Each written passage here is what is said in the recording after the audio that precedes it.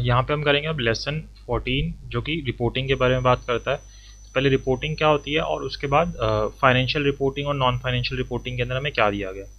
तो रिपोर्टिंग का मतलब, अगर आप जनरली रिपोर्टिंग का मतलब देखो, अगर मैं बोलते हैं कि हम किसी को किसी चीज़ को रिपोर्ट करें तो उसका मतलब क्या होता है कि हम एक तरीके से उनको इन्फॉर्मेशन प्रोवाइड कर रहे हैं। तो यहाँ पे रिपोर्टिंग का मतलब क्या है, रिपोर्टिंग में mean to provide information to stakeholders as per requirement of the law. तो जो लॉ हमें जिस तरीके से बोलता है कि हमें कौन सी फाइनेंशियल इन्फॉर्मेशन देनी है अपने स्टेक होल्डर्स को, कौन सी नॉन फाइनेंशियल इन्फॉर्मेशन देनी है, जो भी इन्फॉर्मेशन देनी है हमें अपने स्टेक होल्डर्स को, जो भी हमें लॉ ने बोली है उसी को हम क्या बोल रहे हैं, रिपोर्टिंग बोल रहे हैं। जब हम उस इन्फॉर्मेशन को अपने स्टेक होल्डर्स को देते हैं तब हम उसको क्या बोल देते हैं, रिपोर्टिंग करना बोल देते हैं। तो ये अपने आप में कोई नया कंसेप्ट नहीं है, ये बहुत पुराने टाइम से चला आ रहा है। तो कंपनीज जनरली क्या करती है, एक एनुअल रिपोर्ट निकालती है जो आपने देखी होगी। उस एनुअल रिपोर्ट के अंदर कंपनी की सारी वो इन्फॉर्मेशन होती है जो कि लॉ ने बोली होती है कि उनको अपने स्टेक होल्डर्स को देनी है।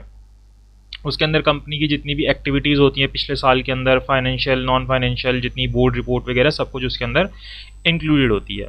तो इससे होता क्या है कि जो स्टेक होल्डर्स हैं आपके, बेसिकली शेयर होल्डर और जितने बाकी जो भी लोग कंपनी के अंदर इंटरेस्टेड हैं, ऑर्गेनाइजेशन के अंदर इंटरेस्टेड है, उनको एक कंपनी की एक्टिविटीज़ के बारे में पता चल जाता है, उनकी फाइनेंशियल परफॉर्मेंस के बारे में पता चल जाता है, किस तरीके से वो परफॉर्म कर रही हैं वो सारी चीज़ें पता चल जाती हैं।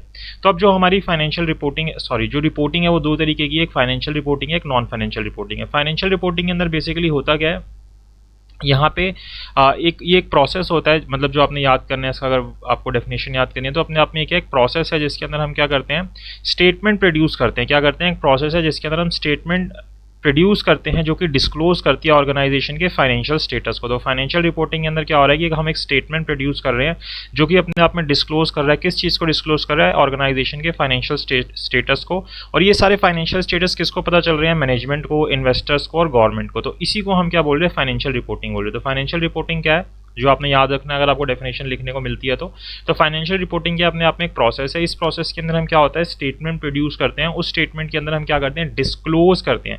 किस चीज़ को डिस्क्लोज करते हैं, ऑर्गेनाइजेशन के फाइनेंशियल स्टेटस को डिस्क्लोज करते हैं। और किसको डिस्क्लोज करते हैं, तीन लोगों को, मैनेजमेंट, इन्वेस्टर और गवर्नमेंट को। इसी को हम क्या बोल देते हैं, फाइनेंशियल रिपोर्टिंग बोल देते हैं। तो फाइनेंशियल रिपोर्टिंग के दो प्राइमरी पर्पसेज होते हैं, इसके अलावा और बहुत सारे पर्पसेज होते हैं जो भी हम आगे देखेंगे।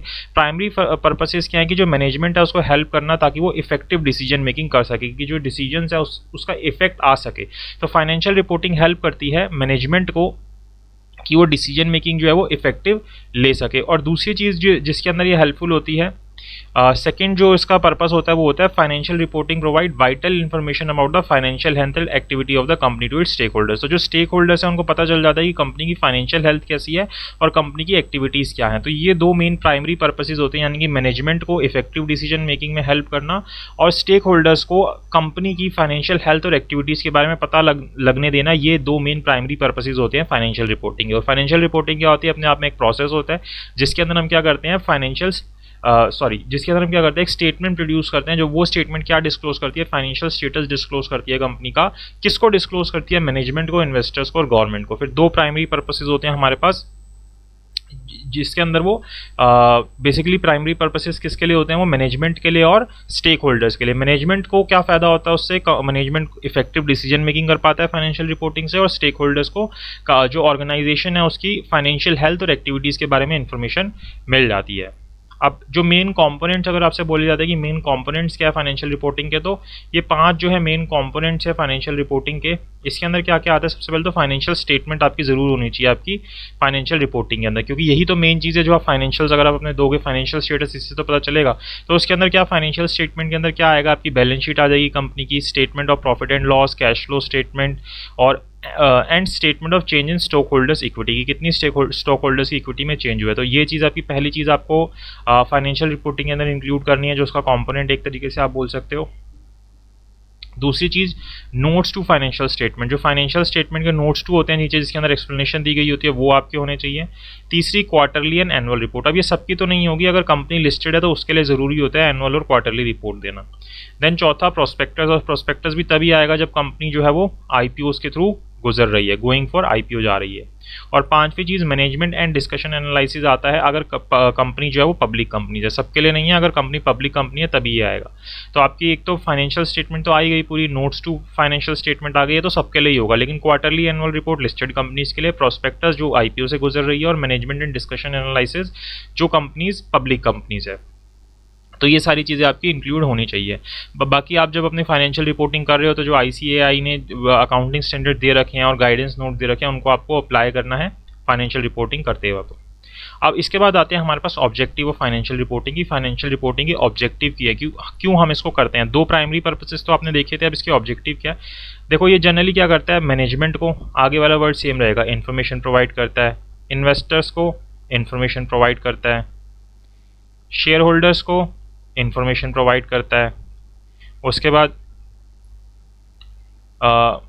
स्टेक होल्डर्स को इन्फॉर्मेशन प्रोवाइड करता है। तो बेसिकली मेनली चार लोगों को ये इन्फॉर्मेशन प्रोवाइड कर रहा है, किस किस को, मैनेजमेंट को जो प्राइमरी पर्पसेस में भी था, इन्वेस्टर्स को, शेयर होल्डर को और स्टेक होल्डर्स को। तो इनको ये जब इन्फॉर्मेशन प्रोवाइड करता है, मैनेजमेंट क्या करेंगे इस इन्फॉर्मेशन का, तो मैनेजमेंट तो अपना वही करेंगे ना, डिसीजन मेकिंग करेंगे, इफेक्टिव डिसीजन मेकिंग, तो ये डिसीजन मेकिंग में हेल्प होगी। इन्वेस्टर क्या करेगा, अपना इन्वेस्टमेंट का डिसीजन लेगा, तो डिसीजन रिगार्डिंग इन्वेस्टमेंट लेगा। शेयर होल्डर क्या करेगा, शेयर होल्डर जो है उसको कंपनी के वेरियस एस्पेक्ट्स के बारे में पता चलेगा, तो अपना डिसीजन ले लेगा कि मुझे शेयर रखने हैं नहीं रखने हैं। स्टेक होल्डर्स क्या करेंगे, स्टेक होल्डर्स को पता चलेगा कि जो मैनेजमेंट है वो कैसा परफॉर्म कर रहा है ऑर्गेनाइजेशन का, कि कितने डिलीजेंटली एथिकली वो काम कर रहा है, अपनी फिड्यूशियरी ड्यूटीज के निभा रहा है। तो इन चारों को ये चीज़ें पता चलेंगी फाइनेंशियल रिपोर्टिंग से। तो चार तो ये चीज़ें हो गई। इसके अलावा जो आपके इकोनॉमिक रिसोर्सेज होते हैं उसके बारे में इंफॉर्मेशन मिलती है स्टेक होल्डर्स को कि इस ऑर्गेनाइजेशन के पास, कंपनी के पास क्या क्या फाइनेंशियल रिसोर्सेज हैं, ठीक है, कि किसके प्रति कितनी लायबिलिटीज़ है, कहाँ से कितना पैसा मिलना है या कितना है, तो वो सारी चीज़ें पता चल जाती है। और इसके अलावा इन्फॉर्मेशन मिलती है कि ऑर्गेनाइजेशन जो है ये इन रिसोर्सेज को कैसे यूज़ कर रही है और कहाँ से रिसोर्सेज लेके आ रही है, प्रोक्योर कहाँ से कर रही है। तो ये सारी ऑब्जेक्टिव्स होते हैं हमारे एक फाइनेंशियल रिपोर्टिंग करने के। तो बेसिकली इन्फॉर्मेशन ही मिल रही है हमें जगह से, चार लोगों को अलग अलग मिली, फिर आपके रिसोर्सेज कहाँ यूज़ हो रहे हैं और रिसोर्सेज कहाँ कहाँ से आ रहे हैं, मतलब कौन कौन से रिसोर्सेज आपके पास है। तो ये चीज़ें आपने याद रख ली हैं। इसके अलावा स्टैट्यूटरी ऑडिटर्स को इन्फॉर्मेशन देता है जिससे कि वो ऑडिट कर सके अपना, और सोशल वेलफेयर होता है इससे, क्योंकि आप सबके इंटरेस्ट को ध्यान में रखते हो इससे। तो ये सारे ऑब्जेक्टिव्स होते हैं। तो पहले 6 भी याद कर लोगे तो क्योंकि वो ईजिली याद हो जाएंगे, 6-7 भी ईजिली याद हो जाएंगे आपको। सबको इन्फॉर्मेशन मिल रही है, स्टेक होल्डर को, शेयर होल्डर को, इन्वेस्टर को और मैनेजमेंट को, उससे वो अपने डिसीजन ले रहे हैं। इकोनॉमिक रिसोर्सेज का पता चल रहा है और वो कहाँ यूटिलाइज हो रहे हैं ये पता चल रहा है। और इन्फॉर्मेशन मिल रही है स्टैट्यूटरी ऑडिटर को जिससे कि वो अपना ऑडिट कर पा रहा है। तो ये ऑब्जेक्टिव है किसके, फाइनेंशियल रिपोर्टिंग है। फाइनेंशियल रिपोर्टिंग का मीनिंग, फाइनेंशियल रिपोर्टिंग के 2 प्राइमरी पर्पसेज, फाइनेंशियल रिपोर्टिंग के components and then objective of financial reporting. उसके बाद आता है इंपॉर्टेंस ऑफ फाइनेंशियल रिपोर्टिंग की, क्यों ज़रूरी है, क्यों ये करना हमारे लिए ज़रूरी है कि हमें फाइनेंशियल रिपोर्टिंग करनी है। तो सबसे पहली बात तो लॉ हमें बोलता है कि हमको फाइनेंशियल रिपोर्टिंग करनी होती है, तो ऑर्गेनाइजेशन को ये हेल्प करता है various statues and regulatory requirements के अंदर, जो अलग अलग हमें लॉज के थ्रू बोला गया है। ठीक है, जैसे कि हमें जब हम कंपनी बनाते हैं तो हमें बहुत सारी फाइलिंग करनी पड़ती है, फाइनेंशियल स्टेटमेंट ROC को देना पड़ता है, गवर्नमेंट एजेंसीज को देनी पड़ती है।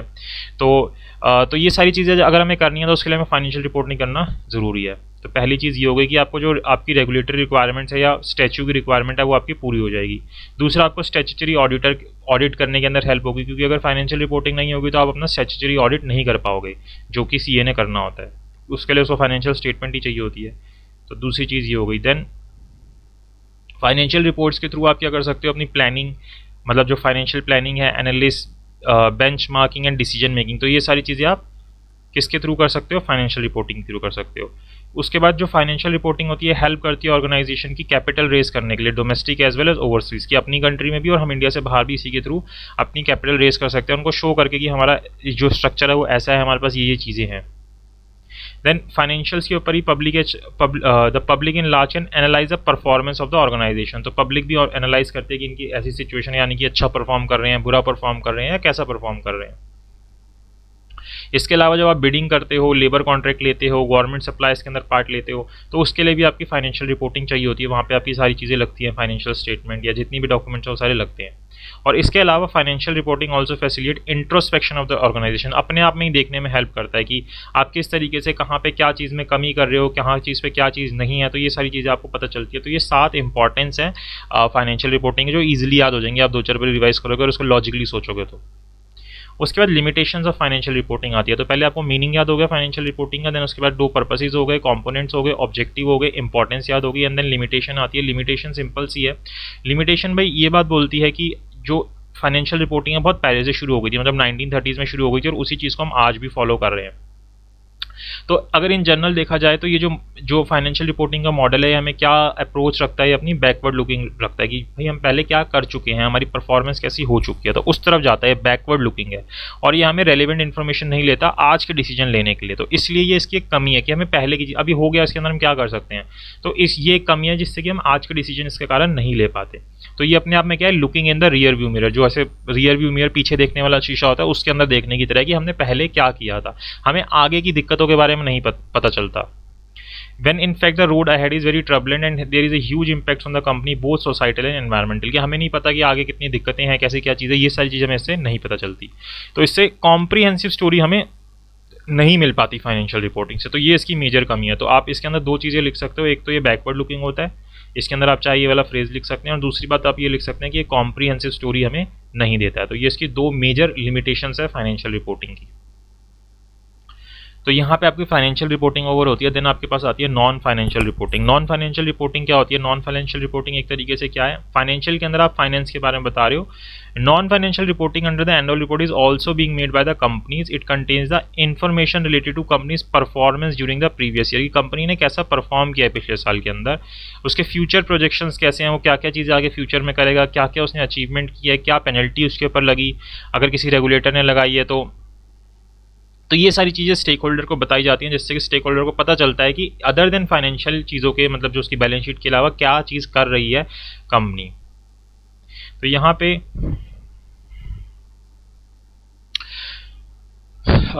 ये वाली जो है ये चीज़ आप याद कर सकते हैं नॉन फाइनेंशियल रिपोर्टिंग के अंदर, जो आप सस्टेनेबल रिपोर्टिंग में भी याद कर लेंगे। It is a structure way of presenting information about one's performance. Non financial reporting is a practice of, क्या है नॉन फाइनेंशियल परफॉर्मेंस, क्या है practice of measuring, disclosing and being accountable. ये तीन वर्ड आपने याद रखने हैं, measuring, disclosing and being accountable. तो नॉन फाइनेंशियल रिपोर्टिंग क्या है, एक प्रैक्टिस है जिसके अंदर हम मेजर करते हैं, डिस्क्लोज करते हैं और अकाउंटेबल बनते हैं किस चीज़ के लिए, किस चीज़ के प्रति, इंटरनल और एक्सटर्नल स्टेक होल्डर्स के प्रति, जिसके अंदर हम ऑर्गेनाइजेशन की परफॉर्मेंस के बारे में बताते हैं कि उसकी जो परफॉर्मेंस है वो उसके गोल्स के प्रति कैसे है, कि वो सस्टेनेबल और इंक्लूसिव डेवलपमेंट की तरफ काम करें। तो इसी को हम क्या बोलते हैं, फाइनेंशियल रिपोर्टिंग बोलते हैं, नॉन फाइनेंशियल रिपोर्टिंग बोलते हैं। तो ये वाली जो डेफिनेशन है यहाँ पे, ये सबसे बेस्ट डेफिनेशन, अगर आप ये लाइन लिखते हैं तो आपको उसके अंदर आपकी डेफिनेशन पूरी मानी जाएगी कि नॉन फाइनेंशियल रिपोर्टिंग अपने आप में क्या एक प्रैक्टिस है जिसके अंदर हम मेजर, डिस्क्लोज और बीइंग अकाउंटेबल होते हैं internal and external stock holder के। किसके इंटरनल और एक्सटर्नल स्टॉक होल्डर के, जिसके अंदर हम ऑर्गेनाइजेशन की परफॉर्मेंस के बारे में बताते हैं कि ऑर्गेनाइजेशन की परफॉर्मेंस जो है किसके प्रति है, ऑर्गेनाइजेशन के गोल के प्रति, और वो गोल किस चीज़ के लिए है, सस्टेनेबल एंड इंक्लूसिव डेवलपमेंट के लिए। तो ये हमारी क्या होती है, नॉन फाइनेंशियल रिपोर्टिंग होती है। इसके अंदर तीन चीज़ें इंक्लूड है आपकी नॉन फाइनेंशियल रिपोर्टिंग के अंदर, board report, corporate social responsibility report और कॉर्पोरेट सस्टेनेबिलिटी रिपोर्ट। कौन कौन सी चीज़, board report, corporate social responsibility report और कॉर्पोरेट सस्टेनेबिलिटी रिपोर्ट। अब बोर्ड रिपोर्ट क्या होती है, ये तो हमें कंपनीज एक्ट ने बोला है कि आपको अपनी बोर्ड रिपोर्ट बनानी है, और सेबी एलओडीआर और जो बाकी लॉज हैं उसके हिसाब से भी बोला जाता है कि आपको बोर्ड रिपोर्ट के अंदर क्या क्या चीज़ें देनी है। तो कंपनीज एक्ट आपको क्या बोलता है कि कंपनी एक्ट आपको ये बोलता है कि जो भी बोर्ड ऑफ डायरेक्टर्स होंगे हर एक कंपनी के, उनको क्या करना होगा, अपनी रिपोर्ट के साथ टू अटैच इट्स रिपोर्ट, मतलब कि जो आपकी एनुअल रिपोर्ट है उसके साथ आपको क्या करना होगा, एक रिपोर्ट अटैच करनी होगी to the financial statement to be laid before the member of the annual general meeting. जब भी आपकी एजीएम होगी उसके अंदर आप मेंबर्स के सामने बोर्ड ऑफ डायरेक्टर जो है अपनी एक रिपोर्ट अटैच करेंगे फाइनेंशियल स्टेटमेंट के साथ। The board's report is an important means of communication by the board of director of the company with its stakeholders. तो जो इनके बीच में कम्युनिकेशन होगा, यानी कि बोर्ड ऑफ डायरेक्टर्स जो है वो किस तरीके से स्टेक होल्डर के साथ कम्युनिकेट करेंगे, वो इसी रिपोर्ट के थ्रू कम्युनिकेट करेंगे कि हमारी ये चीज़ें हैं, हम ये चीज़ें करते हैं, या ये चीज़ें हैं, वो अपनी चीज़ों को कम्युनिकेट करेंगे इस तरीके से। The board's report provide the stakeholder with both financial and non financial information. तो इसके अंदर दोनों ही तरीके की इन्फॉर्मेशन होती है, क्योंकि यहाँ पे हम फाइनेंशियल स्टेटमेंट के साथ इस रिपोर्ट को अटैच कर रहे हैं, including performance and prospectus of the company की कैसी परफॉर्मेंस थी, या क्या कंपनी करेगी, क्या रेलिवेंट चेंजेस किए गए मैनेजमेंट के अंदर, कैपिटल स्ट्रक्चर के अंदर। तो ये सारी चीज़ें इसके अंदर बताई जाती हैं, फ्यूचर के क्या क्या काम होंगे, क्या डाइवर्सिफिकेशन होंगी, तो वो सारी चीज़ें इसके अंदर डिस्क्लोज की जाती है।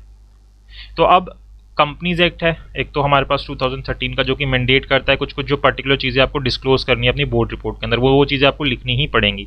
इसके अलावा जो लिस्टेड कंपनी है उसको भी कंप्लाई करनी पड़ती है कुछ एडिशनल रिक्वायरमेंट। कंपनीज एक्ट ने जो चीज़ें बोली हैं वो तो डिस्क्लोज करना ही करना है। इसके अलावा जो हमें security exchange board of India LODR ने जो चीज़ें बोली हैं वो भी करनी है, अगर आपकी कंपनी कैसी है, लिस्टेड कंपनी है। तो नॉर्मल कंपनी को कंपनीज एक्ट वाला तो करना पड़ेगा, अगर आप लिस्टेड हो गए तो आपको कंपनीज एक्ट प्लस एलओडीआर की जो बात है, जो डिस्क्लोजर्स हैं वो आपको करने पड़ेंगे। इसके अलावा अगर मान लो जो आपकी कंपनी है वो कहाँ पे लिस्टेड है, ओवरसीज स्टॉक एक्सचेंज के ऊपर लिस्टेड है, तो फिर अगर वहाँ की कोई एडिशनल रिक्वायरमेंट्स है उस स्टॉक एक्सचेंज की, तो वो वाले डिस्क्लोजर्स भी आपको करने पड़ेंगे। और अगर मान लो आपकी जो कंपनी है वो किसी और स्पेशल लॉ से भी गवर्न हो रही है इसके अलावा, तो उस जो भी उस लॉ के अंदर और एडिशनल डिस्क्लोजर बोलोगे वो भी आपको करने पड़ेंगे। तो ये 4 तरीके से आपके सामने लॉ आ गए। एक तो आपका कंपनीज एक्ट आ गया, एक आपका सेबी एलओडीआर आ गया, एक ओवरसीज स्टॉक एक्सचेंज के अगर कोई लॉ है तो वो एप्लीकेबल हो जाएंगे, और अगर कोई अदर लॉ आपके ऊपर लग रहे हैं आपकी कंपनी के ऊपर, तो उस लॉ के हिसाब से अगर कोई डिस्क्लोजर करने हैं तो वो भी आपको अपनी बोर्ड रिपोर्ट के अंदर करने पड़ेंगे। तो इन 4 जगहों से आपको अपनी बोर्ड रिपोर्ट के अंदर डिस्क्लोजर करने पड़ेंगे। इससे पहले आपने ये बताना है कि बोर्ड रिपोर्ट कंपनीज एक्ट के हिसाब से अटैच होती है फाइनेंशियल्स के साथ, जिसके थ्रू जो बोर्ड होता है वो कम्युनिकेट करता है अपने स्टेक होल्डर्स के साथ। फिर ये 4 लॉज हैं जिसके हिसाब से हमें उसके अंदर चीज़ें डिस्क्लोज करनी होती है। और जो बोर्ड रिपोर्ट होती है किसके ऊपर डिपेंडेंट होती है? कंपनी की stand alone financial statement. Stand alone मतलब कि अकेले कंपनी की, मतलब उसकी कोई भी एसोसिएट, सब्सिडरी, होल्डिंग कंपनी, किसी को हमें नहीं देखना। और साथ ही साथ and not on the consolidated financial statement. तो ये कंपनी की स्टैंड अलोन फाइनेंशियल स्टेटमेंट के ऊपर डिपेंड कर रही होती है बोर्ड की रिपोर्ट, ना कि कंसोलिडेटेड फाइनेंशियल स्टेटमेंट के ऊपर, और उसी फाइनेंशियल ईयर से वो बिलोंग करनी चाहिए जिसके लिए वो बनाई गई है। तो एक तो बात आपकी ये हो गई। और फिर अगली बात आती है कि जो बोर्ड की रिपोर्ट है वो रिपीटेशन ऑफ इन्फॉर्मेशन को अवॉइड करनी चाहिए, कि भाई कोई इन्फॉर्मेशन कहीं पे डिस्क्लोज कर दी है तो आप अपनी बोर्ड रिपोर्ट में मेंशन कर दो कि ये चीज़ आपको वहाँ पे मिल जाएगी, इसको बार बार आपको मेंशन करने की जरूरत नहीं है, बार बार रिपीट करने की जरूरत नहीं है। तो ये 4-6 बातें हैं जो आपको जब आपसे बोर्ड रिपोर्ट के बारे में पूछेगा तो आपने लिखनी है। एक ये वाली बात, दूसरी ये वाली बात, रिपीटेशन वाली बात हो गई, स्टैंड अलोन फाइनेंशियल स्टेटमेंट वाली हो गई। 4 जगह से हमने लॉ लिए हैं। और आपकी जो कंपनीज एक्ट बोलता है कि जो एक तरीके से कम्युनिकेशन हो रही है स्टेक होल्डर्स के साथ बोर्ड रिपोर्ट की, वो इसके थ्रू होती है। और आपको अपनी ये बोर्ड रिपोर्ट जो होती है वो फाइनेंशियल स्टेटमेंट के साथ लगानी होती है, जो कि एनुअल जनरल मीटिंग के अंदर मेंबर्स के सामने रखी जाती है। तो ये 4 बातें आपने लिखनी है। अब बोर्ड रिपोर्ट के अंदर जितने सारे आइटम्स है ये सारे आपको याद नहीं होंगे, तो इनमें से कुछ भी 5-6 आप याद करके लिख सकते हो कि ये चीज़ें इंक्लूड होती है, और इसके अलावा और भी चीज़ें इंक्लूड होती है। तो आप कंपनी की स्पेसिफिक इन्फॉर्मेशन, जनरल इन्फॉर्मेशन, ये तो हमें याद रहेगा ही रहेगा कि कंपनी की कोई स्पेसिफिक इन्फॉर्मेशन लिखनी है तो वो आ जाएगी, जनरल इन्फॉर्मेशन लिखनी है तो वो आ जाएगी। इसके अलावा अगर कंपनी के IEPF फंड है, यानी कि इन्वेस्टर एजुकेशन प्रोटेक्शन फंड, उसके बारे में आप लिखोगे। तो आप कोई भी इनमें से याद कर सकते हो, 4-5 जो भी आपको ठीक लग रहे हैं। कॉर्पोरेट सोशल रिस्पॉन्सिबिलिटी लिख दो, ठीक है, और ऑडिटर्स रिपोर्ट लिख दो, सेक्रेटरियल ऑडिटर रिपोर्ट लिख दो, कुछ भी लिख दो। ये सारी चीज़ें बोर्ड रिपोर्ट के अंदर इंक्लूड होंगी।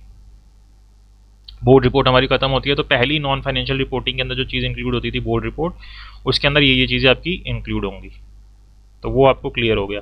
आपको फाइनेंशियल रिपोर्टिंग क्लियर हो गई, आपको नॉन फाइनेंशियल रिपोर्टिंग का जो फर्स्ट पार्ट था बोर्ड रिपोर्ट का वो आपको पता चल गया। दूसरा आता है corporate social responsibility report, CSR report जिसको हम बोलते हैं। तो ये जो CSR रिपोर्ट है ना, किस सेक्शन के हिसाब से करनी होती है? Section 134 subsection 3O of the companies act 2013 के हिसाब से हमें करना होता है, जिसके अंदर ये बोला गया है कि there shall be attached a statement laid before a company in general meeting, a report of board of director which shall include details about the policy developed and implemented by company on corporate social responsibility initiative taken during the year। तो यानी कि जो अभी हमने board report देखी थी ना, उसी के अंदर इस चीज़ को इंक्लूड करने के लिए बोल रहा है। उसी के साथ इस चीज़ को इंक्लूड करने के लिए बोल रहे हैं कि आपको एक स्टेटमेंट अटैच करनी है, जो कि जब आपकी जनरल मीटिंग के अंदर जो भी आपके मेंबर्स होंगे उनके सामने जब उसको रखा जाएगा, तो वो जो रिपोर्ट होगी वो किसके थ्रू बनाई जाएगी? बोर्ड ऑफ डायरेक्टर्स के थ्रू, जैसे अभी बोर्ड रिपोर्ट बनाई गई थी, जिसके अंदर आपको ये चीज़ें भी लिखनी है कि जो क्या आपने पॉलिसी डेवलप की है और कैसे आप उसको इम्प्लीमेंट कर रहे हो कॉर्पोरेट सोशल रिस्पॉन्सिबिलिटी के रिस्पेक्ट के अंदर। आपने क्या इनिशिएटिव लिए, कहाँ पे क्या एक्सपेंसेस किए, वो सारा आपको उसके अंदर मेंशन करना होता है। तो इसके लिए कि कैसे आपको चीज़ मेंशन करनी है, इसके लिए एनेक्सर 1 दिया गया है हमें CSR पॉलिसी रूल्स 2014 का, जिस फॉर्मेट को आपको फॉलो करना होता है, और उस फॉर्मेट के अंदर आपको अपनी चीज़ें इस रिपोर्ट के अंदर डिस्क्लोज करनी होती है, जिसको हम क्या बोलते हैं? CSR रिपोर्ट बोलते हैं। ठीक है, अब वो एनेक्सर हम देख लेते हैं। एनेक्सर में भी चांसेस होते हैं कि आपको ये बनाने के लिए आ जाए। तो 1 अप्रैल 2020 से पहले ये फॉर्मेट था आपका, जिसके अंदर सिर्फ ये 6 चीज़ें लिखनी होती थी, 6 या 7 चीज़ें। लेकिन उसके बाद आपका फॉर्मेट चेंज हो गया और अब आपको 1 अप्रैल 2020 के बाद आपको इस फॉर्मेट को फॉलो करना होता है। तो सबसे पहले आपको क्या करना होता है? अपने CSR रिपोर्ट के अंदर क्या क्या चीज़ें मेंशन करनी होती है आपको? Brief outline on CSR policy of the company. तो सबसे पहले आपको एक ब्रीफ आइडिया देना है कि आपकी क्या पॉलिसी है कंपनी की CSR के रिगार्डिंग। CSR पॉलिसी आपकी क्या है, पहले आप ये बताएंगे। Then composition of CSR committee बताएंगे कि आपकी CSR कमेटी के अंदर कौन कौन है, कौन से डायरेक्टर हैं, उनकी क्या डेजिग्नेशन है, कितनी मीटिंग वगैरह हुई हैं, ये सारी चीज़ें आप इसके अंदर लिखेंगे। तो पहले आप ब्रीफ आउटलाइन देंगे, then composition of CSR committee लिखेंगे। उसके बाद आप वेब लिंक प्रोवाइड करेंगे अपनी इस रिपोर्ट के अंदर, जो पूरा वेब लिंक होगा वो लिखा हुआ होगा, जिसके अंदर आपने ये सारी चीज़ें मेंशन कर रखी होंगी, composition of CSR committee, CSR policy, CSR projects जो अप्रूव हो रखे हैं। तो इसके लिए आपको एक वेब लिंक देना होगा। तो सबसे पहले आपने क्या किया, एक ब्रीफ आउटलाइन दिया अपनी CSR पॉलिसी का, देन आपने कॉम्पोजिशन दिया, देन आपने वेब लिंक दिया जहाँ पे ये सारी चीज़ें आपकी मेंशन होंगी। देन आप क्या करेंगे, impact assessment of CSR projects की जो रिपोर्ट है वो आप बनाएंगे। तो provide details of impact assessment of CSR project carried out in pursuance of ये वाले जो रूल्स हैं, if applicable attach the report. अगर आपके ऊपर एप्लीकेबल है ये वाले रूल्स तो आपको करना है। इम्पैक्ट असेसमेंट CSR प्रोजेक्ट की इम्पैक्ट असेसमेंट, जिसके अंदर आपने क्या होगा कि आपके CSR का क्या इम्पैक्ट हुआ, उसकी जो आपने असेसमेंट बनाई थी उसकी रिपोर्ट वो आपको अटैच करनी होगी। तो बेसिक पॉलिसी, CSR की composition, web link, then impact assessment CSR project. Then उसके बाद आपको डिटेल्स देनी होंगी किस चीज़ की, amount available for set off, कि कितना अमाउंट आपके पास अवेलेबल है सेट ऑफ करने के लिए, और कितना अमाउंट रिक्वायर्ड है इस साल के लिए आपके सेट ऑफ होने के लिए। तो ये दो चीज़ें आपको मेंशन करनी है। तो उसके लिए आपको इस तरीके से टेबल बनाना है कि फाइनेंशियल ईयर कौन सा है, amount available for set of from preceding financial year, कि कितना पिछले साल से जो है अमाउंट सेट ऑफ अवेलेबल है इस साल के लिए, और amount required to be set off for the financial year, कितना अमाउंट जो है हम सेट ऑफ की ज़रूरत है कि कितना हम कर रहे हैं एक्चुअल में। तो ये अवेलेबल कितना है और रिक्वायर्ड कितना है, तो ये दो आपके टेबल अलग अलग यहाँ पे आपको मेंशन हो जाएंगे। फिर उसके बाद average net profit of the company as per section 135 sub section 5 के हिसाब से आपको एवरेज नेट प्रॉफिट ये पिछले 3 साल का होता है। फिर उसके बाद आपको क्या करना है, 2% of the average net profit of the company as per section 135 sub section 3, तो 2% निकालते हैं हम पिछले 3 साल के एवरेज का, तो ये आपका आता है इसके अंदर। देन आपका जो भी सरप्लस आ रहा है, जितने भी आपने जैसे CSR में इन्वेस्ट किया होगा ना प्रोजेक्ट के अंदर, आपने कहीं पे कुछ पैसा लगाया होगा तो उससे कुछ वापस भी रिसीव होगा, तो वो सरप्लस कितना आया, देन कितना अमाउंट आपको रिक्वायर्ड है सेट ऑफ करने के लिए। तो इन दोनों को आप जोड़ दोगे, फर्स्ट और सेकंड वाले को, और इसको जो अमाउंट रिक्वायर्ड है सेट ऑफ के लिए इसको माइनस कर दोगे, तो आपको क्या मिल जाएगा, total CSR obligation for the financial year. तो कितनी आपकी टोटल CSR ऑब्लिगेशन है, कितना आपको खर्चा करना है, वो आपको यहाँ पे मिल जाएगा। तो आपको 6-7 पॉइंट अभी तक क्लियर हो गए होंगे। पहले आपने अपनी आउटलाइन, बेसिक आउटलाइन बताया पॉलिसी का, देन आपने कॉम्पोजिशन बताया, देन आपने वेब लिंक दिया जहाँ पे आपको ये सारी चीज़ें मिल जाएंगी, देन आपने क्या बताया, इम्पैक्ट असेसमेंट की आपकी CSR के अंदर क्या क्या किस चीज़ का क्या इम्पैक्ट आया, देन आपने फिर ये बताया कि कितना अवेलेबल और कितना रिक्वायर्ड है, देन आपने एवरेज नेट प्रॉफिट लिखा कंपनी का सेक्शन 135 सब सेक्शन 5 के हिसाब से, देन हमने 7th के अंदर कैलकुलेशन की कि हमें हमारी टोटल CSR ऑब्लिगेशन कितनी बन रही है। तो 2% लिया हमने एवरेज नेट प्रॉफिट का पिछले 3 साल का, सरप्लस लिया हमने जो भी CSR के प्रोजेक्ट से आया, उसमें से जितना अमाउंट हमें रिक्वायर्ड था सेट ऑफ करने के लिए वो हमने माइनस कर दिया, तो ये हमारी टोटल CSR ऑब्लिगेशन आ गई इस साल की। फिर उसके बाद हम क्या करते हैं, अब हम ये लिखते हैं कि CSR अमाउंट स्पेंट और अनस्पेंट, कितना खर्चा हुआ और कितना नहीं हुआ। तो टोटल अमाउंट स्पेंट हमारा एक तरफ आ जाता है और अमाउंट अनस्पेंट एक तरफ आ जाता है, तो ये हमने इसका एक टेबल बनाना होता है। फिर जो अमाउंट स्पेंड हुआ है वो कौन से ऑनगोइंग प्रोजेक्ट्स के ऊपर हुआ है, कहाँ पे हुआ है, वो सारी चीज़ें हमें लिखनी होती है। तो स्पेंट अनस्पेंड आ गया, फिर जो स्पेंड हुआ है वो कहाँ पे हुआ है, कौन से ऑनगोइंग प्रोजेक्ट्स के ऊपर हुआ है। फिर उसके बाद details of CSR amount spent against other ongoing projects for the financial year, और ये अदर ऑनगोइंग प्रोजेक्ट्स के लिए आ गया, एक ऑनगोइंग प्रोजेक्ट्स के लिए आ गया, एक अदर देन ऑनगोइंग प्रोजेक्ट्स के लिए आ गया जी, जो जून से प्रोजेक्ट्स अभी ऑनगोइंग नहीं है तो उनके लिए आ गया। तो स्पेंट अनस्पेंट, स्पेंट जो हुआ ऑनगोइंग प्रोजेक्ट्स पे, स्पेंट जो हुआ नॉट ऑनगोइंग प्रोजेक्ट्स के ऊपर, ये आपको यहाँ पे लिखना है। उसके बाद जो भी आपके एडमिनिस्ट्रेटिव ओवरहेड्स के अंदर खर्चा आया, इम्पैक्ट असेसमेंट के अंदर आपका जो खर्चा आया, तो ये सबको आपको जोड़ देना है। तो total amount spend for the financial year आ जाएगा, जितना भी हमने किया ना B से लेके E तक, ये सब आपका जुड़ जाएगा। तो ये सारा आपको मिल जाएगा B से लेके E तक, यहाँ से जो हमने शुरू किया था ये, कि कितना हमने ऑनगोइंग पे खर्च किया, कितना हमने अदर देन ऑनगोइंग पे खर्च किया, कितना हमने एडमिनिस्ट्रेटिव पे किया, कितना हमने इम्पैक्ट असेसमेंट पे किया। तो टोटल अमाउंट स्पेंड हमें यहाँ पे मिल जाएगा इन सबको जोड़ने के ऊपर। फिर अगर एक्सेस अमाउंट अगर कोई सेट ऑफ के लिए तो वो यहाँ पे सारा लिख देंगे हम उसको।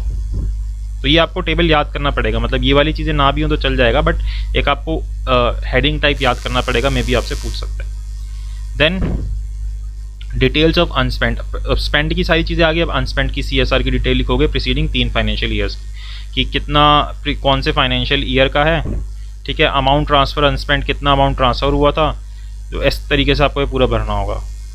Then details of CSR amount spent on financial year on ongoing projects, फिर यहाँ पे ऑनगोइंग प्रोजेक्ट्स जो प्रीसीडिंग फाइनेंशियल ईयर है उनके बारे में सारी इन्फॉर्मेशन आ जाएगी। फिर आपके 2 बस ये पॉइंट रह जाएंगे, इन केस ऑफ क्रिएशन और acquisition of capital asset furnish the detail relating to the asset so created और acquired through CSR spend in the financial year. तो अगर आपका कोई आप कुछ क्रिएशन कर रहे हो या एक्विजिशन कर रहे हो किसी कैपिटल एसेट की, तो उसकी पूरी आपको इन्फॉर्मेशन लिखनी है कि क्या क्या चीज़ें, किस दिन आपने उसको एक्वायर किया, कितना अमाउंट उसके ऊपर खर्च किया, तो ये सारी चीज़ें आपको उसके अंदर लिखनी होंगी। एंड आखिरी, अगर आपने मान लो कि अगर जो 2% का अमाउंट था सेक्शन 135 सब सेक्शन 5 के हिसाब से पिछले 3 फाइनेंशियल ईयर का, वो अगर आपने खर्च नहीं किया CSR के ऊपर, तो आपको उसके रीज़न लिखने होंगे 11 पॉइंट के ऊपर। देन ये आपके सिग्नेचर आ जाएंगे तीनों के। तो इस तरीके से आपकी CSR रिपोर्ट बनेगी। ये CSR रिपोर्ट के आपको 11 पॉइंट जो है याद करने हैं। काफ़ी हद तक मैंने कोशिश की कि साथ के साथ आपको याद हो जाए। तो अगर आप इसको एक बार दोबारा भी रिवाइज कर लोगे अभी के अभी वीडियो को पॉज करके या दोबारा से देख के, तो आपको याद हो जाएंगे। तो ये आपकी दूसरी चीज़ हो गई नॉन फाइनेंशियल रिपोर्टिंग में। फाइनेंशियल आपको डन है। नॉन फाइनेंशियल के अंदर आपकी पहली चीज़ हो गई बोर्ड रिपोर्ट, वो आपको डन हो गई। दूसरी हो गई क्या, CSR रिपोर्ट, ये भी आपकी डन हो गई कि किस हिसाब से बनती है। फिर तीसरी आती है आपकी CSR, सिर्फ कॉर्पोरेट सस्टेनेबिलिटी रिपोर्टिंग। क्या आती है, कॉर्पोरेट सस्टेनेबिलिटी रिपोर्टिंग आती है। अब ये क्या होता है, कॉर्पोरेट सस्टेनेबिलिटी रिपोर्टिंग क्या होती है, तो ये ऑर्गेनाइजेशन को एक तरीके से हेल्प करती है वही 3 चीज़ें, मेजर, अंडरस्टैंड और कम्युनिकेट करने में। क्या, मेजर, अंडरस्टैंड और कम्युनिकेट करने में their economic, environmental and social governance performance. तो सस्टेनेबिलिटी की बात कर रहे हैं ना कि भाई हमें लॉन्ग टर्म के बारे में सोचना है। इस रिपोर्टिंग के अंदर ये जो रिपोर्टिंग होती है एक तरीके से ऑर्गेनाइजेशन की हेल्प करती है, जिसके अंदर हम मेजर करते हैं, अंडरस्टैंड करते हैं और कम्युनिकेट करते हैं। किस चीज़ को, economic, environmental and social and governance performance को। And then set goals and manage change more effectively. और फिर उसके बाद हम गोल्स को सेट करते हैं और उनको फिर इफेक्टिवली चेंज करते रहते हैं कि इस हिसाब से ये सिचुएशन है, ऐसे हमें ये चीज़ें करनी है।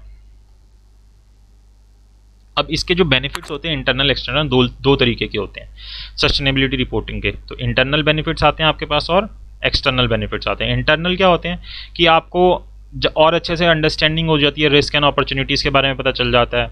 फिर फाइनेंशियल और नॉन फाइनेंशियल परफॉर्मेंस के बीच में आपका लिंक हो जाता है।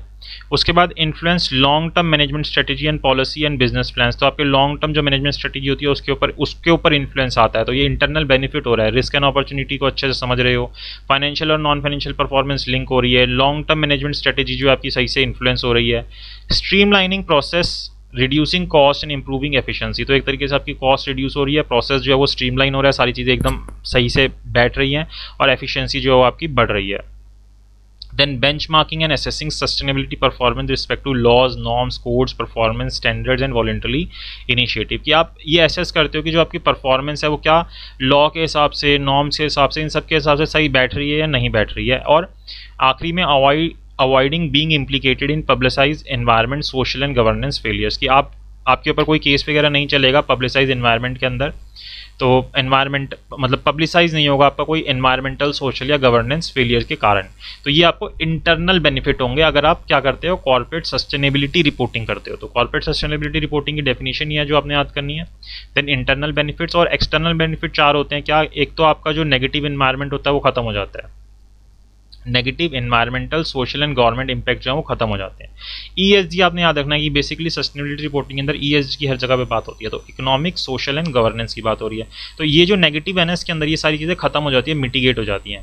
पहली चीज़ ये आपको बेनिफिट मिलता है, आपकी रेप्यूटेशन और ब्रांड लॉयल्टी बढ़ती है। एक्सटर्नल स्टेक होल्डर जो होते हैं वो आपको समझ पाते हैं आपकी वैल्यूज़ को, ठीक है। और आप ये डेमोन्स्ट्रेट करते हो कि किस तरीके से ऑर्गेनाइजेशन जो है इन्फ्लुएंस कर रही है और इन्फ्लुएंस हो रही है सस्टेनेबल डेवलपमेंट के रिगार्डिंग। तो ये आपके इंटरनल और एक्सटर्नल बेनिफिट रहते हैं सस्टेनेबिलिटी रिपोर्टिंग करने के, कॉर्पोरेट सस्टेनेबिलिटी रिपोर्टिंग करने के।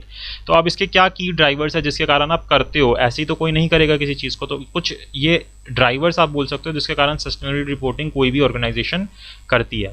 तो सबसे पहले तो रेगुलेशंस जो हमारे लॉज बने हुए हैं उनको फॉलो करने के कारण आपको करना पड़ता है। देन कस्टमर्स आपसे ऐसा बोलते हैं कि आपको ये चीज़ करनी है। देन लॉयल्टी की बात होती है। NGO एंड मीडिया हाउसेज जो होते हैं वो इन चीज़ों को कराते हैं। एम्प्लॉयज़ आपके ऊपर दबाव बनाते हैं, पीयर प्रेशर होता है कि बाकी कंपनीज भी कर रही है, कंपनी खुद भी सोचती है कि मुझे करना चाहिए, और इन्वेस्टर्स जो होते हैं वो भी आपसे कहते हैं कि आपको सस्टेनेबिलिटी रिपोर्टिंग करनी है। तो वही चीज़ें यहाँ पे समझा रखी है, इनको आप खुद भी लिख सकते हो। रेगुलेशन के अंदर बता रखा है कि गवर्नमेंट जो है वो फिर प्रेशर वगैरह बनाती है। कस्टमर जो होते हैं वो पब्लिक ओपिनियन और customer preference is more abstract but powerful factor then that extract considerable influence on companies. तो ये बहुत हैवी इन्फ्लुएंस करते हैं कस्टमर, तो इसलिए इनके चक्कर में हमें करना पड़ता है, कंज्यूमर ओरिएंटेड होना पड़ता है। देन लॉयल्टी की बात होती है, तो factors led to the firm to provide much more information about the product they produce. तो उनकी हमें और ज़्यादा इन्फॉर्मेशन चाहिए अगर लॉयल्टी की बात की जाती है। तो NGO and the media houses जो होते हैं वो ये सारी चीज़ें बाहर निकालते हैं इन चीज़ों को कि क्या चीज़ें ख़राब है, किस चीज़ के लिए नहीं है। अगर कोई अच्छी है कंपनी तो उसकी इमेज बिल्ड करते हैं, जो ख़राब है उसके लिए फिर उसके अगेंस्ट काम करते हैं। एम्प्लॉयज़ इस चीज़ के बारे में बोलते हैं कि हमें बेटर वर्क एनवायरनमेंट मिले, हमारी सैलरी बढ़े, तो इसके कारण वो सस्टेनेबिलिटी रिपोर्टिंग कराती है। पीयर प्रेशर होता है कि बाकी कंपनीज़ करिए तो हमें भी करना है। कंपनी को खुद भी का भी होता है कि भाई अब अगर आप एक सिटीज़न हो कंट्री के तो आप भी तो बोलते हो ना कि मुझे अपनी कंट्री के लिए ये चीज़ करनी है, तो उसी तरीके से कंपनी करती है। और इन्वेस्टर्स होते हैं तो इन्वेस्टर जो है बढ़ रहे होते हैं तो वो कंपनी के बारे में और ज़्यादा जानना चाहते हैं कि किस चीज़ के लिए कंपनी क्या कैसे कर रही है। तो इस इन रीजंस की वजह से ये सारे फैक्टर्स होते हैं जो कि हमें ड्राइव करते हैं कि हमें सस्टेनेबिलिटी रिपोर्टिंग करनी है। तो सस्टेनेबिलिटी रिपोर्टिंग का मीनिंग आपको याद रखना है, इंटरनल एक्सटर्नल बेनिफिट्स याद रखने हैं, देन ड्राइवर्स की कौन सी चीज़ें आपको बोल रही है सस्टेनेबली रिपोर्टिंग करने के लिए, तो ये चीज़ इसके अंदर आ जाती है। तो यहाँ पे आपकी तीनों चीज़ें एक तरीके से खत्म होती है नॉन फाइनेंशियल रिपोर्टिंग की। इनको अभी हमें आगे और डिटेल में पढ़ना है कुछ चीज़ों को, बेसिकली सस्टेनेबिलिटी रिपोर्टिंग को। बोर्ड रिपोर्ट आपको क्लियर हो गई, CSR रिपोर्ट आपको क्लियर हो गई, देन CSR आपको क्लियर हो गया, कॉर्पोरेट सस्टेनेबिलिटी रिपोर्टिंग। इसके बाद आता है हमारे पास ग्लोबल रिपोर्टिंग इनिशिएटिव, जिसको हम GRI बोलते हैं। ये अपने आप में क्या है, सस्टेनेबिलिटी रिपोर्टिंग फ्रेमवर्क है। हमें गाइडलाइंस मिली हुई है जिसको हमें फॉलो करना है जब हम सस्टेनेबिलिटी रिपोर्टिंग करते हैं, जो आखिरी में हमने पढ़ी है। तो उसके लिए ग्लोबल रिपोर्टिंग इनिशिएटिव है। तो ये क्यों बनाया गया, एक तरीके से ये इसलिए बनाया गया कि पूरे वर्ल्ड में लोग जो है, मतलब जो कंपनीज है वो एक कॉमन सिस्टम फॉलो करे, एक तरीके से यूनानिमस चीज़ें हों और सब जगह पे रिपोर्टिंग एक तरीके से सही हो पाए।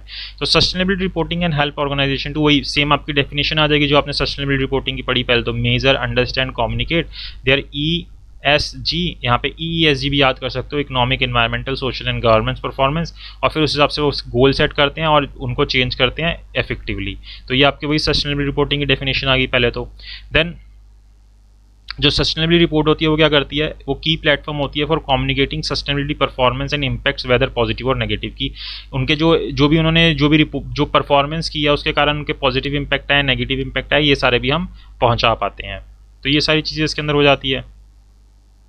अब ये GRI स्टैंडर्ड्स हैं क्या, तो GRI स्टैंडर्ड जो है वो ग्लोबल बेस्ट प्रैक्टिसेस हैं। क्या है, ग्लोबल बेस्ट प्रैक्टिसेस है फॉर रिपोर्टिंग की। आप पूरे वर्ल्ड के अंदर ये सबसे अच्छी प्रैक्टिसेस हैं अगर आपको रिपोर्टिंग करनी है CSR के अंदर। तो on range of economic, environmental, social impact, वही आपकी चीज़ें आ गई, वही तीन चीज़ें चल रही हैं आपकी, इकोनॉमिक, एनवायरमेंटल और सोशल इम्पैक्ट्स के लिए।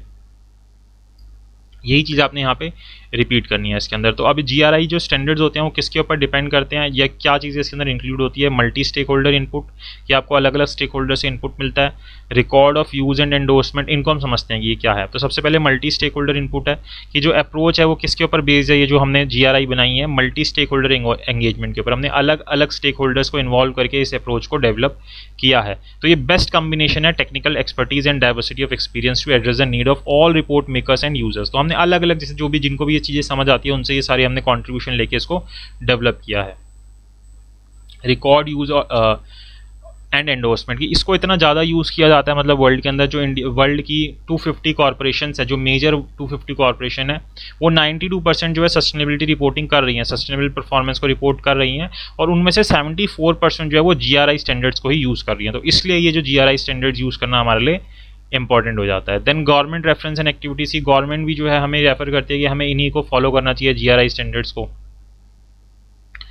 उसके बाद इंडिपेंडेंस की, द क्रिएशन ऑफ GRI, अच्छा हमने इसके अंदर क्या किया, एक GSS बोर्ड बनाया है, ग्लोबल सस्टेनेबिलिटी स्टैंडर्ड बोर्ड 2014 बनाया है, and related governance structure changes have strengthen the independence of the standard aspect funding approach, also ensure a degree of self sufficiency. तो इसके अंदर, अच्छा मैं एक लाइन बीच में खा गया, also ensure independence, GRI is a stitching in Dutch NPO with a business model that aims for degree of self-sufficiency. Funding is secured from diverse sources, governments, companies, foundations, partner organization, supporters. अब देखो ये एक तरीके से independent है, तो independent है तो किसी एक पर्टिकुलर कंट्री के लिए तो काम नहीं करेगी, ये कि अपने आप में NPO है, नॉन प्रॉफिट फाउंडेशन है, जो कि डच कंट्री के अंदर बनी है, जिसकी फंडिंग जो है वो अलग अलग सोर्सेज से आती है, अलग अलग गवर्नमेंट से आती है, कंपनीज से आती है, फाउंडेशन से आती है, उसके पार्टनर से आती है।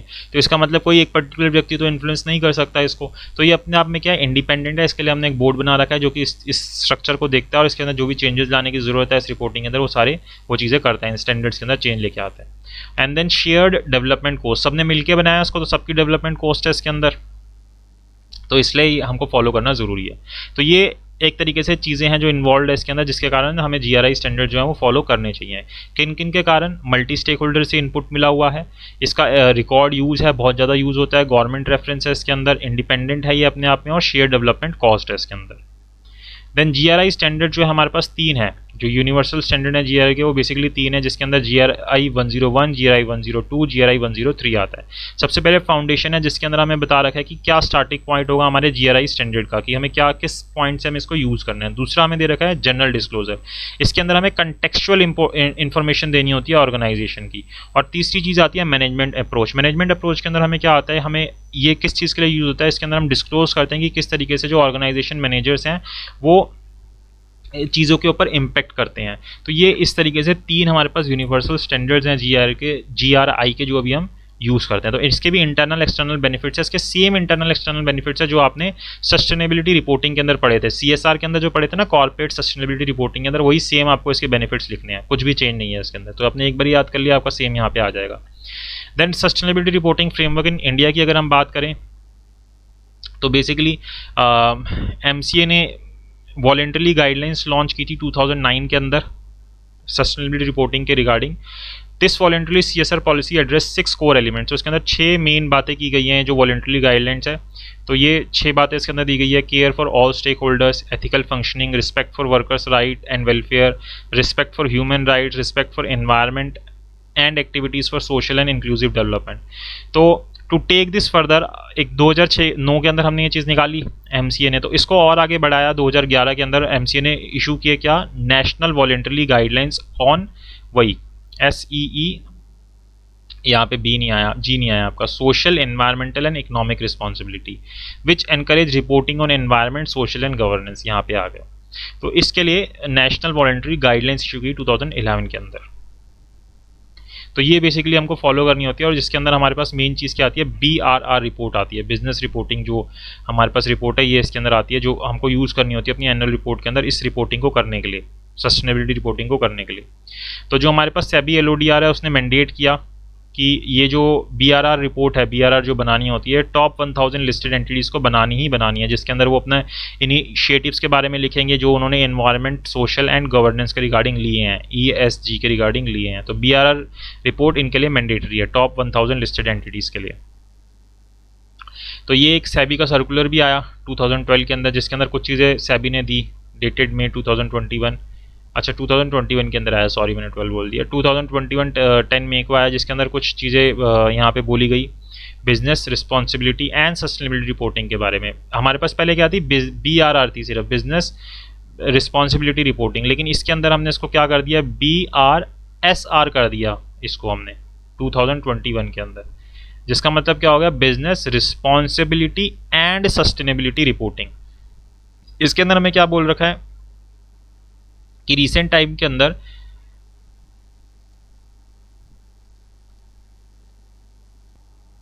इसके अंदर कि रीसेंट टाइम्स के अंदर जो हमारे क्लाइमेट के ऊपर इम्पैक्ट हो रहा है एक्टिविटीज़ का, जो भी बिजनेसेस होते हैं उनके, तो उसके चलते जो हमारे जितने भी लोग हैं, जो भी मतलब आप बोल सकते हो स्टेक होल्डर्स हैं, वो सारे अवेयर हुए हैं।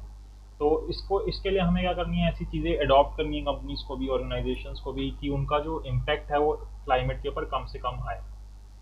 तो इसके लिए हमें क्या ज़रूरत है कि हम जो रिपोर्टिंग है वो सही से करें, मतलब कौन सी रिपोर्टिंग करें, सस्टेनेबल रिपोर्टिंग करें,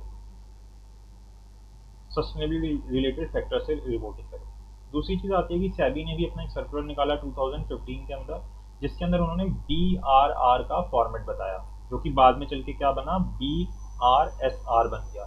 BRR के अंदर हमें किस चीज़ के रिगार्डिंग रिपोर्टिंग करनी होती है, ESG, environmental, social and governance चीज़ों के लिए। फिर इसके बाद जब 2015 में बताया, तो उसके बाद 2021 के अंदर गवर्नमेंट ने क्या किया, नोटिफिकेशन निकाल के इसको क्या बना दिया, न्यू रिपोर्टिंग रिक्वायरमेंट हमको बताई, जिसको हम क्या बोलते हैं, BRSR बोलते हैं, business responsibility and sustainability report. ठीक है, तो ये आप फॉलो करनी होती है BRSR। अब जो BRSR है वो हमें क्या बताता है, वो डिस्क्लोज करता है कि डिस्क्लोजर फ्रॉम लिस्टेड एंटिटीज। तो बेसिकली क्योंकि ये सारी ज़्यादातर किसके थ्रू लेके आई जा रही है, सेबी के थ्रू लेके आई जा रही है, और LODR के अंदर चेंजेस किए जाते हैं, अब वो नोटिफिकेशन लेके आई जाती है, तो इसलिए लिस्टेड एंटिटीज के ऊपर ही अप्लाई हो रहा है। तो BSR जो है वो क्या करता है, सीक करता है डिस्क्लोजर फ्रॉम लिस्टेड एंटिटी, उनकी परफॉर्मेंस अगेंस्ट 9 प्रिंसिपल, जो 9 प्रिंसिपल्स हमें दे रखे हैं किसके, NGRBC के, कि इसके अगेंस्ट आप किस तरीके की परफॉर्मेंस कर रहे हो, इनको कैसे फॉलो कर रहे हो। National guidelines on responsible business conduct, इनको आप कैसे फॉलो कर रहे हो, इसके रिगार्डिंग आप डिस्क्लोजर करो BRSR के अंदर। फिर ये जो 9 प्रिंसिपल्स है ना आपके, ये 9 प्रिंसिपल्स तो आपको याद नहीं करने, ये 9 प्रिंसिपल्स ना आपके 9 प्रिंसिपल्स आपके 2 पार्ट के अंदर डिस्क्लोज हैं, मतलब हो सकता है कि ऊपर की 1-2 आपको सही से वॉइस आई ना हो, धीरे वॉइस आई हो, बट कोई बात नहीं। तो ये जो 9 प्रिंसिपल्स है आपके 2 पार्ट के अंदर डिस्क्लोज हैं आपके 9, क्योंकि ये माइक ना ऊपर हो गया था, तो ये 9 प्रिंसिपल्स आपके कैसे डिस्क्लोज हैं 2 पार्ट्स के अंदर, एक होते हैं एसेंशियल और एक होते हैं leadership indicators.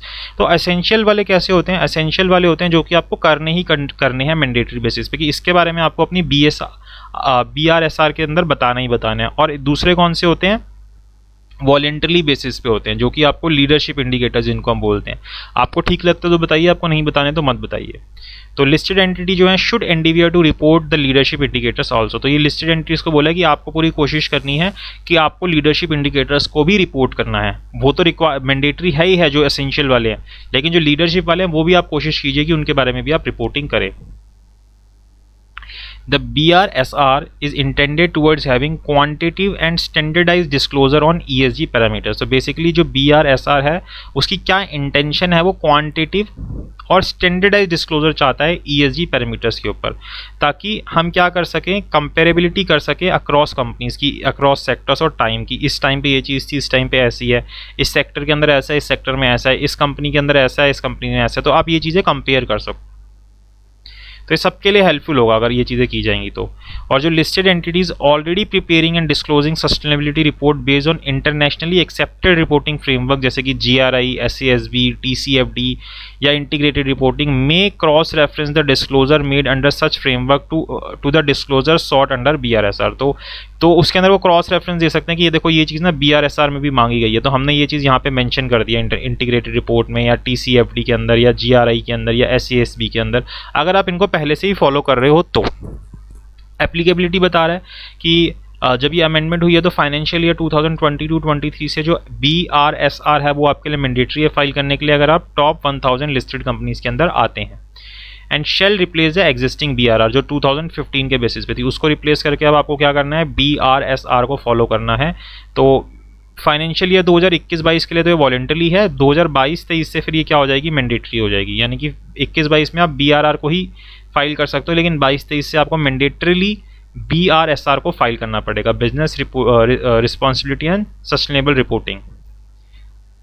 Then stock exchange को भी एडवाइस किया गया है कि वो जो भी अपने स्टॉक एक्सचेंज के रिगार्डिंग प्रोविजन सर्कुलर लेके आए लिस्टेड एंटिटीज़ को, उसके अंदर वो बताए कि आपको ये चीज़ें करनी है, और अपनी वेबसाइट पे भी डिस्क्लोज कर दे स्टॉक एक्सचेंज जो है।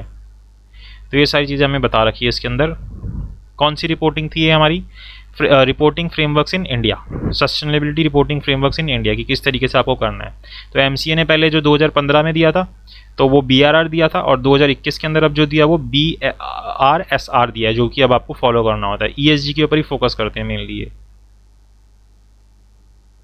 अब सस्टेनेबिलिटी रिपोर्टिंग करने में दिक्कत कौन सी आती है, ये जो क्वेश्चन है ना बहुत बहुत बहुत बहुत बहुत इंपॉर्टेंट है, मतलब बहुत बारी देखने को मिलता है, और बहुत सिंपल सा है। गवर्नमेंट की कोई इंकरेजमेंट नहीं है इस चीज़ के अंदर, कोई पर्टिकुलर गाइडलाइंस नहीं है, कोई स्ट्रेटजी नहीं है कि कैसे हमें कॉर्पोरेट सेक्टर को इंकरेज करना है कि वो चीज़ें करें। तो इसके अंदर आप सिंपल सा लिख सकते हो, अवेयरनेस नहीं है कि एक अमर्जिंग कंसेप्ट है, अभी अच्छे से सबको नहीं पता इसके बारे में, तो इसके अंदर प्रॉब्लम आती है हमें इसको इम्प्लीमेंट करने में।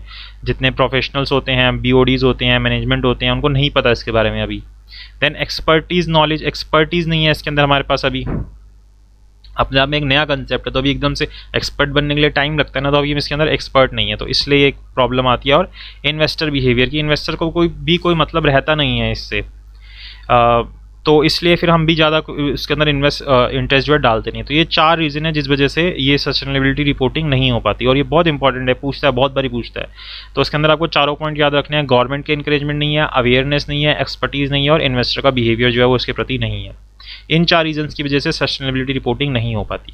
या चैलेंज आते हैं कि हम नहीं, क्यों हमें दिक्कत आती है सस्टेनेबिलिटी रिपोर्टिंग करने में। इसके बाद हमारे पास कंसेप्ट आता है इंटीग्रेटेड रिपोर्टिंग का। इसके अंदर हमने बेसिकली यही किया, जो फाइनेंशियल और सस्टेनेबिलिटी रिपोर्टिंग है इन दोनों को मिला दिया। इसको मिला के हमारे पास क्या आ गई, इंटीग्रेट आ गया। इंटीग्रेट का मतलब ये होता है मिलाना, तो इंटीग्रेटेड रिपोर्टिंग आ गई है हमारे पास। तो ये भी, इसको भी इंटरनेशनल रिकॉग्निशन मिल रही है इंटीग्रेटेड रिपोर्टिंग को, जिसके अंदर हम कोशिश करते हैं कि सारी चीज़ें एक ही रिपोर्टिंग के अंदर आ जाए।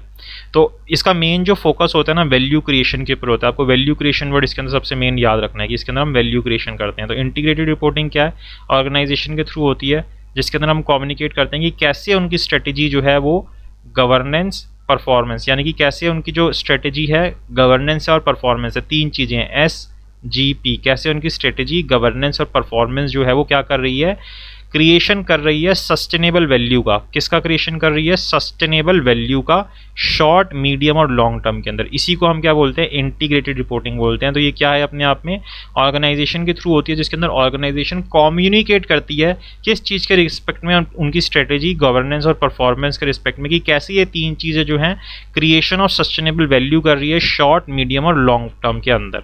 इसी को हम क्या बोलते हैं, इंटीग्रेटेड रिपोर्टिंग बोलते हैं। अगर आप ये डेफिनेशन लिखते हैं तो ये बेस्ट डेफिनेशन है इंटीग्रेटेड रिपोर्टिंग की। ठीक है जी। इसके अंदर हमें जब इंटीग्रेटेड रिपोर्टिंग करते हैं तो हमें क्या मिल जाता है, हॉलिस्टिक व्यू मिल जाता है। तो ये कुछ वर्ड्स हैं जो आपने रिमेंबर रखने हैं, हॉलिस्टिक व्यू, वैल्यू क्रिएशन, तो ये आप याद रखो, ये डेफिनेशन याद कर लो, that is more than enough.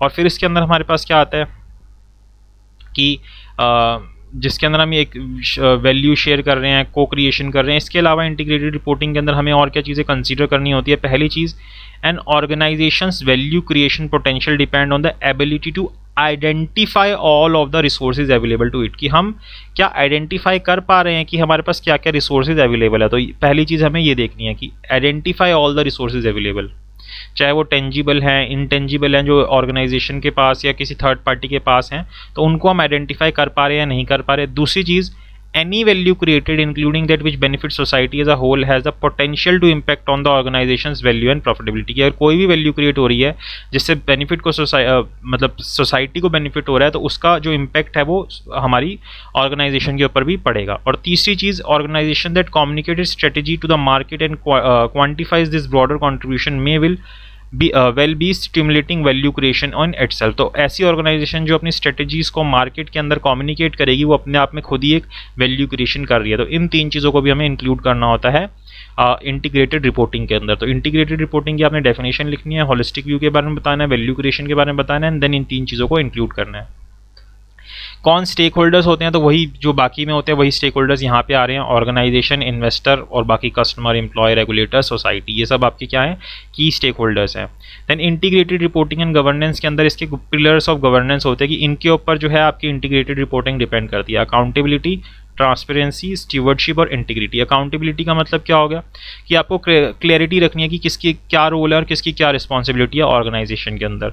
Transparency यानी कि आपकी ओपननेस एंड क्लैरिटी होनी चाहिए रिपोर्टिंग के रिगार्डिंग, कि इंटरनल और एक्सटर्नल रिपोर्टिंग में क्या चीज़ और कैसे है, वो सारी ओपननेस एंड क्लैरिटी होनी चाहिए। इंटीग्रिटी यानी कि ये सबसे इंपॉर्टेंट चीज़ होती है, this is the heart of good corporate governance, practice and drive how decisions are made and the value of the organization adhere to its culture. तो इस चीज़ को हमें यहाँ पे ध्यान रखना है, मतलब बहुत इंपॉर्टेंट चीज़ है, इंटीग्रिटी होनी चाहिए। इसकी अगर इंटीग्रिटी नहीं होगी तो हम गवर्नेंस नहीं कर पाएंगे। तो इसलिए हम इसको पिलर्स ऑफ गवर्नेंस बोल रहे हैं। मतलब एक तरीके से हम इंटीग्रेटेड रिपोर्टिंग को गवर्नेंस के साथ लिंक कर रहे हैं कि कैसे इंटीग्रेटेड रिपोर्टिंग जो है गवर्नेंस को लेके आती है। तो जब इंटीग्रेटेड रिपोर्टिंग होगी तो अपने आप ये चारों चीज़ें होंगी, तो फिर गवर्नेंस अपने आप आ जाएगी। तो अकाउंटेबिलिटी होगी, ट्रांसपेरेंसी होगी, इंटीग्रिटी होगी और स्टीवर्डशिप होगी, कि लॉन्ग टर्म सस्टेनेबिलिटी आएगी, उसकी अगर देखभाल की जाएगी। तो ये चीज़ हमें इसके अंदर बता रखी है। तो ये चार चीज़ें जो आपने याद रखनी है, stewardship, integrity, transparency and accountability, pillars नहीं है इसके। देन IIRC के बारे में बता रखा है, इंटरनेशनल इंटीग्रेटेड रिपोर्टिंग काउंसिल है, जो इसके प्रिंसिपल्स हमें देती है, जो डेवलप करती है कॉर्पोरेट रिपोर्टिंग को, इवेल्युएट कर रही है हमारे वर्ल्ड के अंदर। तो ये अपने आप में एक काउंसिल बनाई गई है। तो ये जो IIRC आपको एक और चैप्टर के अंदर देखने को मिलेगी, जब चैप्टर आप 11 चैप्टर जो आप करते हैं, जहाँ पे हमें फॉरम्स बता रखे हैं कॉर्पोरेट गवर्नेंस की, तो उसके अंदर भी सबसे आखिरी टॉपिक यही देखने को मिलता है। तो ये अपने आप में क्या है, कोएलिशन है, ग्लोबल कोएलिशन है, जिसके अंदर बहुत सारे regulators, investors, company, standard setters, accounting professionals, NGOs एक साथ आती हैं और क्या करती हैं, कम्युनिकेट करती हैं वैल्यू क्रिएशन के बारे में, कि किस तरीके से हमें कॉर्पोरेट रिपोर्टिंग को एवेल्यूएट करना है। इसी को हम IARC बोलते हैं। तो IARC जो एक 2010 की क्रिएशन अगर आप देखा जाए तो वो एक फिट क्राइटेरिया लाने की कोशिश करते हैं कि किस तरीके से इंटीग्रेटेड रिपोर्टिंग की जाए। तो इंटीग्रेटेड रिपोर्टिंग के बारे में इसने यहाँ पे बता रखा है, इसके फंडामेंटल कंसेप्ट बता रखे हैं।